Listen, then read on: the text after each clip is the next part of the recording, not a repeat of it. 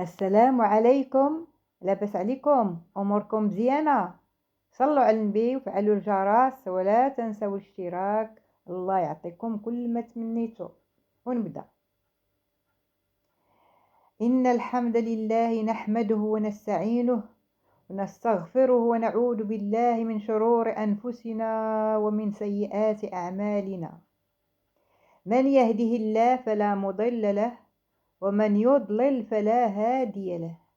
وأشهد أن لا إله إلا الله وحده لا شريك له، وأشهد أن محمدا عبده ورسوله صلى الله عليه وعلى آله وصحبه أجمعين. جاء أعرابي إلى رسول الله صلى الله عليه وسلم فقال: علمني كلاما أقوله. قال: قل لا إله إلا الله وحده لا شريك له. كذلك الله أكبر كبيرا والحمد لله كثيرا. سبحان الله رب العالمين. لا حول ولا قوة إلا بالله العزيز الحكيم. قال: فهؤلاء لربي فما لي؟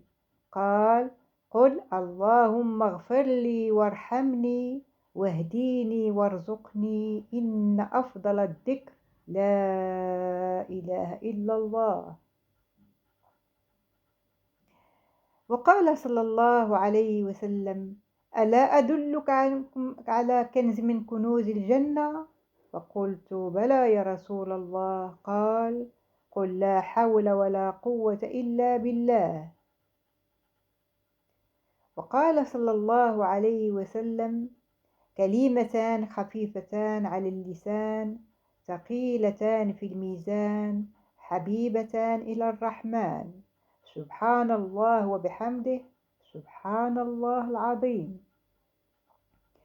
كذلك جاني هذا السؤال وأحب أن أجيب عليه بسرعة.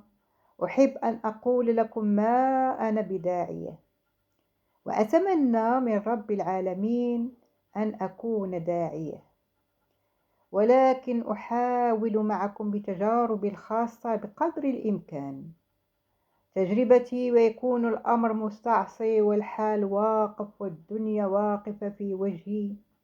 دائما أقرأ سورة ياسين مع أدعية.